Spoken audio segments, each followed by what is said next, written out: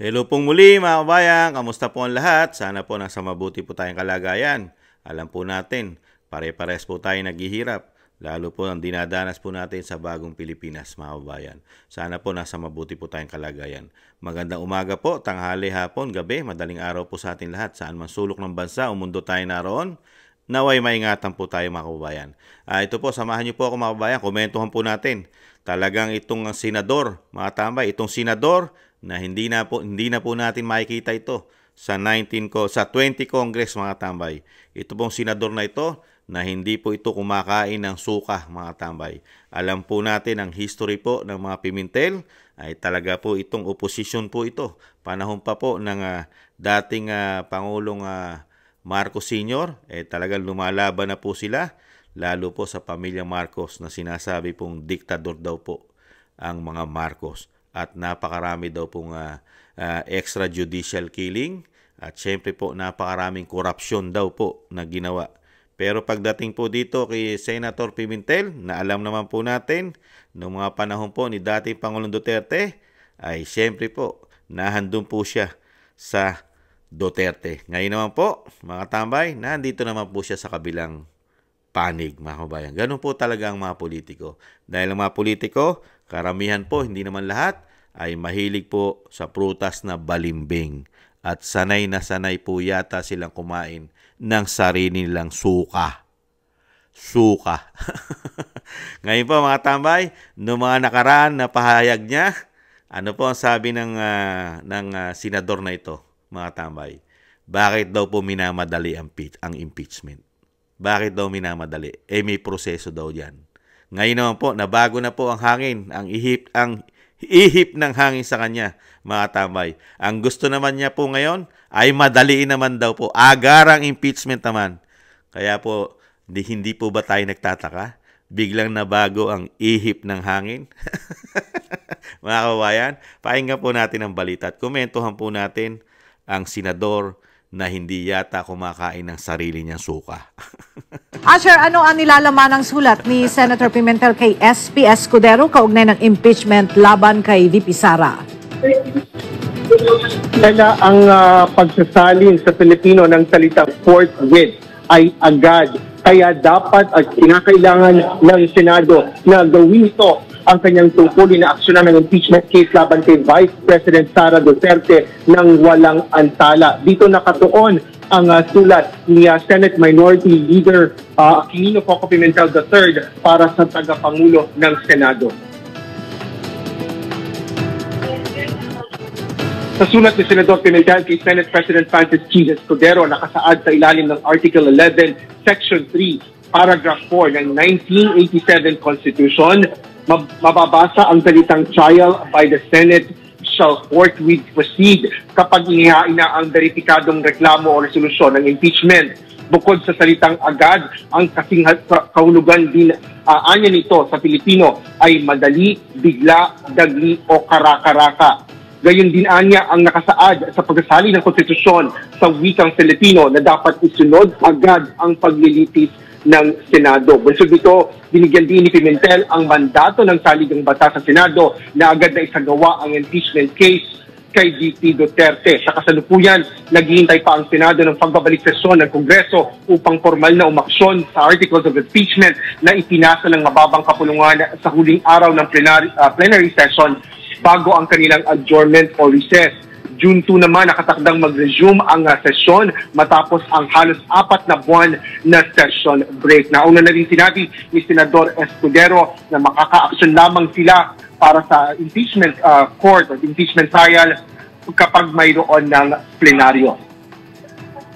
Mga tamay, nakita niyo po ang Senador Pimentel talaga pong gustong-gusto na pong ma-impeach ang Vice President, mga tambay.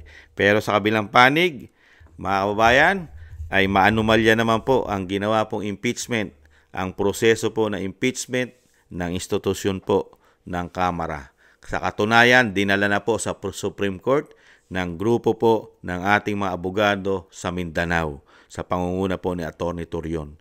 Dahil po napaka-anomalya daw po ang proseso na ginawa at may kasama pa, mga tambay, pirma na may kapalit daw po di umano na 100 to 150 million ang pipirma rito mga katambay.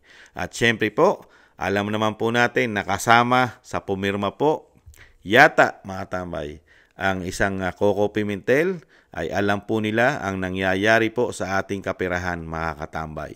Sila po ang gumagawa po ng ating mga budget at alam naman po natin ang nangyari po sa 2025 national budget mga kabayan, lalo po sa BICAM, ang mga ginawa po nilang mga paglabag mga kabayan sa ating pera, ginawa po nilang mga blanco, pero siningitan po nila ng 241 billion pesos. Kaya po dapat po nilang madaliin ang impeachment mga katambay. At syempre po, ang team daw na sinusuka, ilang pong senador dyan ang sa team sinusuka mga katambay. At ang team na sinasabing team pulburon daw po, pulburon ang team na ito. Ilang pong senador ang tatayo kung mamadaliin po nila ang impeachment ngayon, mga kabayan. Sino po? Kauna-unahan po si Francis Tolentino, senador po yan ngayon. Si Pia Cayetano, senador po. Si Lito Lapid, senador po. At si Bong Revilla, mga katambay. At si Amy Marcos, mga kababayan. Ilan pong senador? Ilan po sila? 5. 5 senador po ito.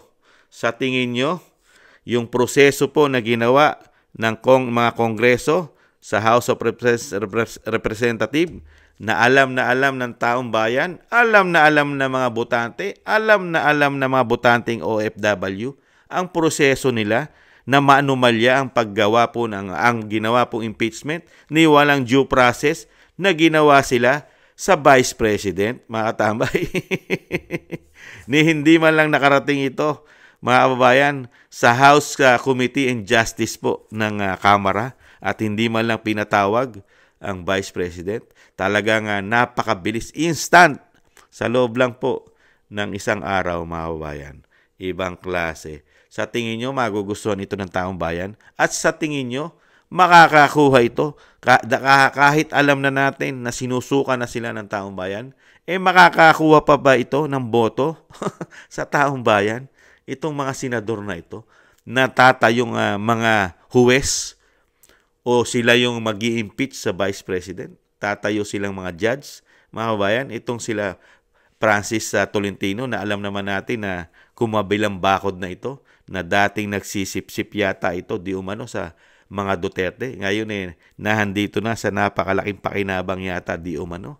At siyempre, pati po ang Cayetano, alam naman natin na ang Cayetano ay malapit po sa mga Duterte rin po yan.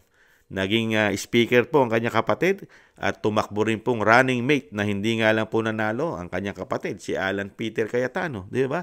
At syempre po, ano po aasahan po natin? Kay Bong Revilla, na talagang nakadikit po yan sa mga Duterte, di ba? Lalo noong unang takbo niya. Di po ba?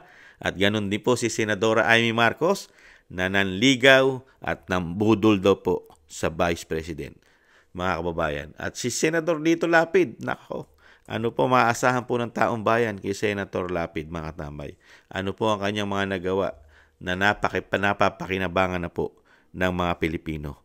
Napaunlad po ba nila ang ating bansa, itong mga senador na ito? Umunlad po ba?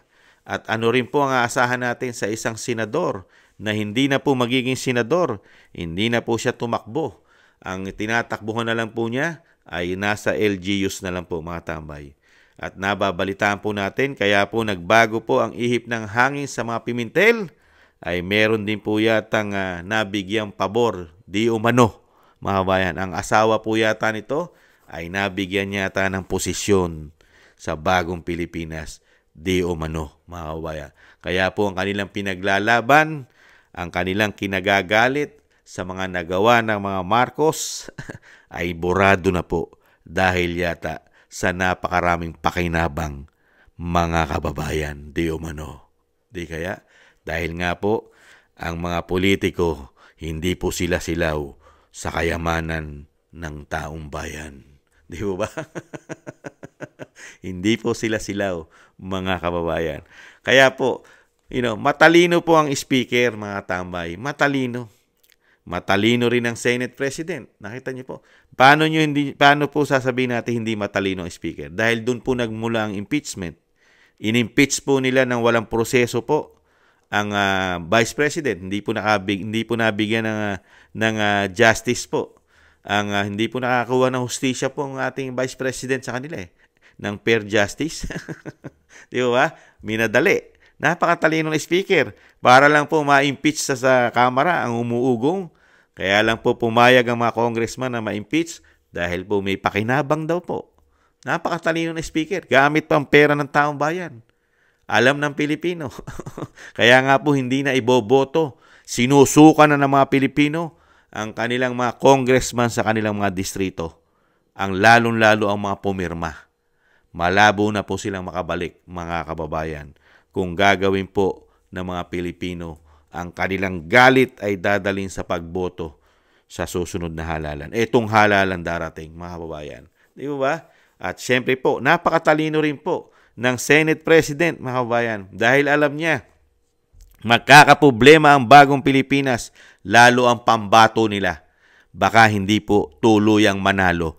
Mahihirapan ang manalo, baka lalo pang hindi magkaroon ng chance manalo. Dahil hirap na nga Tapos, sasalang mo impeachment.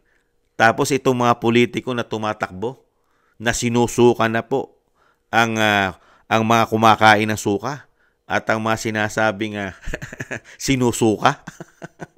Di mo ba? Tatayo itong 5 na ito. Si Revilla, si Bong Revilla, Amy Marcos, Lito Lapid, Pia Cayetano, Francis Tolentino. Sige nga. Mananalo po ba ito sa panahon ngayon? Mamadali nila impeachment? Saka siyempre po, pinagtatakpan po nila ang issue. Kailangan po nilang dalhin ang issue dahil pinag-uusapan na po sa Korte Suprema ang mga anomalya, ang mga maanumalya pong transaksyon nila. Pati po ang paglipat ng 989 billion pera po ng taong bayan. Contribution po ng taong bayan ang PhilHealth, mga tambay. Nailipat po nila ang 60 billion. Pinag-uusapan na po yan. Pirmado rin po nila yan. Kailangan po ng approval po dyan ng institusyon ng Kamara at Senado para po mailipat po yan. Yung pera na yan sa PhilHealth. Maanumalya po yan. At lalong-lalo pong usapin na rin at iniintay na lang po ng taong bayan ang desisyon po ng Korte Suprema sa ginawa po nilang maanumalya na 2025 National Budget, mga tambay. Napakarami pong korupsyon ang nakikita ng mga Pilipino. 3 taon, puro korupsyon. Mismo si Atty. Vic, si dating Pangulong Duterte at Vice President Sara Duterte ang nakakatuklas at nakakita ng malawakang korupsyon na ginagawa nila sa ating kaperahan. Kaya nga po pinag-uusapan na sa Supreme Court. At pati ang Speaker, may mga kaso na sa korte at dinala na rin sa Sandigang Bayan ang mga korupsyong maanumalyang nakikita ng mga abogado, mga politiko, ang ginagawa po ng Speaker, mga katambay. Kailangan nilang pagtakpan ang issue po ng mga politikong ito na sila rin po ang hahatol at magiging judge sa impeachment ng Vice President. Wala po tayong aasahan sa 19th Congress. Lalong-lalo po kay Senador Pimentel. Ano po ang aasahan natin kay Senador Pimentel? Sanay na sanay pong kumain ng kanyang yatang sariling sinusuka. Sinuka niya na. Ay ngayon po ay kinakain niya, mga katambay. At ano aasahan natin sa politiko na hindi po balimbing? Alam po natin na Senador Pimentel ay hindi po balimbing. Mga kababayan, hindi po siya balimbing, di ba? Kaya good luck na lang po. Good luck na lang po kay Senador Pimentel dahil alam naman po natin na hindi na po natin makikita yan sa 20 Congress. At ito po ay siyempre po, pumapapel, mga tamay. Mukhang malaki po yata ang pakinabang at nagmamadali. Samantalang ang Senate President ay tingnan po natin kung mababago po ang ihip ng hangin. Di po ba? Kasi dito sa senador, nagbago Nung una, bakit daw minamadali? Hindi naman daw po sila sunod-sunuran sa kamera. Pero ngayon, nagmamadali na mga tambay. How much kaya? Meron kayang how much? Magkano kaya how much? Magkano kaya? Dahil doon po sa mga congressman ang umuugong po para po sa impeachment ng Vice President ay pirma. 100 million to 150 million pataas. Magkano naman po kaya kay Senador Kiko Pangilinan? Sorry. Kay Senador Kiko, mga tamay. Kiko Pimentel, mga tamay. Kay Coco, excuse me. Itama po natin. Coco Pimentel, mga tamay. Pero wag po natin iboboto si Kiko, mga tamay. Nabanggit ko na rin po, yung juvenile justice na batas niyan. Nako po, wag po natin inidoro po yan. Ito po si Coco Pimentel, mga tambay. Magkano naman kaya sa mga congressman? 100 to 150 million ang impeachment pirma ang kumakalat po. Di umano. Magkano naman po kaya kay Senator Coco Pimentel, mga tambay? Gaano naman po kaya ang issue dito? Gaano naman po kaya kalaki at minamadali, mga kababayan? Gustong-gusto nang ma-impeach ang isang Vice President na lahat po ay gawa-gawa po nila ang issue na binibintang. At ang mga nag-impeach pa ay kalaban pa ng bayan. Karamihan po ng nag-impeach ay kalaban at sakit ng ulo at napakatagal na pong problema ng bayan. More than 50 years na po ang grupo po ng CPP, NP, NDF, mga tambay. Kaya nga po nagugulat po tayo sa bagong Pilipinas. Pinapayagan po nilang mag-impeach, mga kababayan, ang grupo po ng mga makakaliwa sa isang halal ng bayan na mahigit 32 million ang bumoto po sa Vice President. Ang mag-i-impeach lang po ay mga ganitong klase, mga kababayan, na mga nakapasok na sa ating kongreso ang makakaliwang grupo. Meron pa dyan, convicted pa ng child abuse, mga kababayan. Ibang klase po ang bagong Pilipinas. Kinakatigan pa ang grupo ng makakaliwa. Unbelievable. Good luck na lang po kay Coco Pimentel, mga kababayan, at good luck na lang po sa mga politiko na nag-aambisyon po na ma-impeach ang Vice President. Good luck na lang po sa inyo sa halalan. Dahil po ang 19th Congress, malabo na po sa sabaw ng pusit na kayo ay tangkilikin ng taong bayan. Ang ginawa nyo sa amin, 3 taong parusa, pahirap, pangako, puro pangako, at isang damukal na issue ng korupsyon ang pinaggagawa nyo.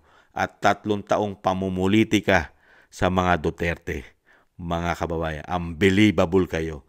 Ito po, bago po tayo magtapos, siyempre po, huwag po natin kalimutan ang Team Suka. Ibasura natin, i-plus natin sa inodoro ang mga sinusuka at kumakain ng suka. Isa na po yata dyan, di umano, si Coco Pimentel, mga kababayan. Sanay na sanay po yata kumain ng suka. Yan po, mga tambay, ang ating Team Suka. Ayan, mga tambay, ang ating Team Suka. Yan po ang makapagpapabago po ng ating batas. Lalo po, maipasa ang batas na bitay para sa mga politikong korap. Bitay para sa mga politikong korap. At syempre po, ang batas na drug test para sa mga politiko na mga drug addict, mga kababayan. Kailangan po natin yan. Panahon na po yan, maisa batas. Ito rin po, mga tambay, yan po ang ating Team Suka, mga kababayan. Team Suka. Ayan po, mga kababayan. Huwag po natin kalimutan ang ating Team Suka. PDP laban po, mga kababayan. Muli po, maraming salamat po, mga kababayan, mga katambay. Thank you po. At nagugustuhan niyo po ang ating maliit na channel sa Tambayang Makabayan sa YouTube at TikTok. At ganoon din po sa mga nagko-comment, like, share, and subscribe. Maraming salamat po. Team Duterte po. Sa muli po, paalam. Bye-bye.